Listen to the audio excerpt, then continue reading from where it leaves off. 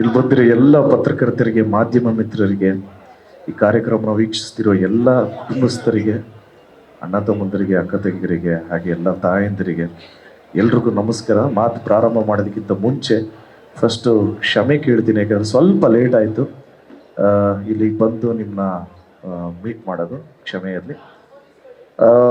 ಈ ಚಿತ್ರದ ಹೆಸರು ಆಲ್ರೆಡಿ ನಿಮ್ಗೆ ಗೊತ್ತಿರೋ ಹಾಗೆ, ಸಿನಿಮಾ ಹೆಸರು ಕ್ರಿಮಿನಲ್ ಅಂತ.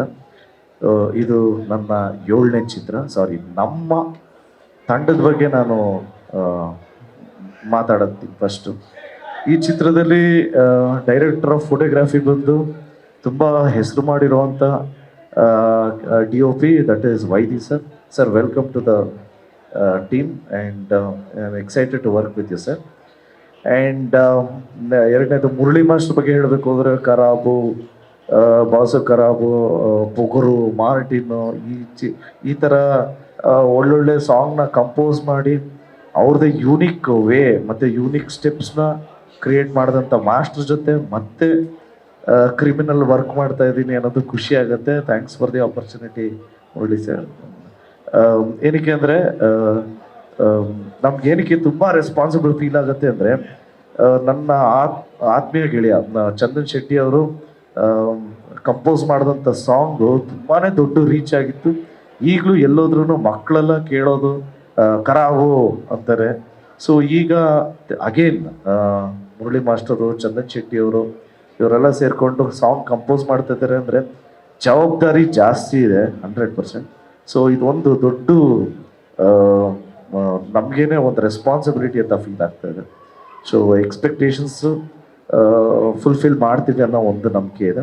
ಆ್ಯಂಡ್ ನಮ್ಮ ಡೈರೆಕ್ಟರ್ ಬಗ್ಗೆ ಹೇಳಬೇಕು, ರಾಜ್ಗುರು ಸರ್ನ ಮೀಟ್ ಮಾಡಿದಾಗ ಕತೆ ಹೇಳ್ತೀನಿ ಅಂದರು. ಕತೆ ಕೇಳಿದೆ. ಕತೆ ಕೇಳಿದ ತಕ್ಷಣ ನನಗೆ ಫಸ್ಟ್ ಸ್ಟ್ರೈಕ್ ಆಗಿದ್ದು ಮತ್ತು ಎಂಟೈರ್ ಸಿನಿಮಾದ ಟೋಟಾಲಿಟಿ ಅಂತ ಏನು ಹೇಳ್ತೀವಿ, ತುಂಬಾ ಡಿಫ್ರೆಂಟ್ ಆಗಿತ್ತು. ಈ ಥರ ಯಾರು ಮಾಡ್ತಾರೆ ಅಂದರೆ ಅವ್ರದ್ದೇ ಒಂದು ಎವಿಡೆನ್ಸ್ ಥರ ಇತ್ತು.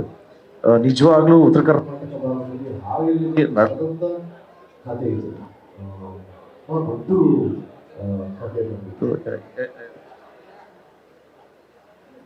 ಹಾವೇರಿ ಮತ್ತೆ ಆಂಗಲ್ ಅಲ್ಲಿ ನಡೆದಂಥ ಒಂದು ಪ್ರೇಮಿಗಳ ಕಥೆ, ಒಂದು proper authentic cult love story ಅಂತಾನೆ ಹೇಳ್ಬೋದು. This movie is based on true love story. ಯಾಕೆಂದ್ರೆ ನಿಜವಾಗ್ಲೂ ನಡೆದಂಥ ಕತೆ. ನಾವು ಪಾತ್ರನ ಇಲ್ಲ ಮಾಡಿಫೈ ಮಾಡ್ಕೊಬೋದಲ್ಲ, ಇಲ್ಲ ನಾನು ಹಿಂಗೆ ಮಾಡ್ಕೊಬೋದು, ಇಲ್ಲ ಹಿಂಗೆ ಹೀರೋಯಿಸಮು, ನಥಿಂಗ್. ನಿಜವಾಗ್ಲೂ ಏನು ನಡೆದಿದೆಯೋ 99% ಅದೇ ರೀತಿ ಶೂಟ್ ಮಾಡಬೇಕು ಅಂತ ಅನ್ಕೊಂಡಿದ್ದೀವಿ.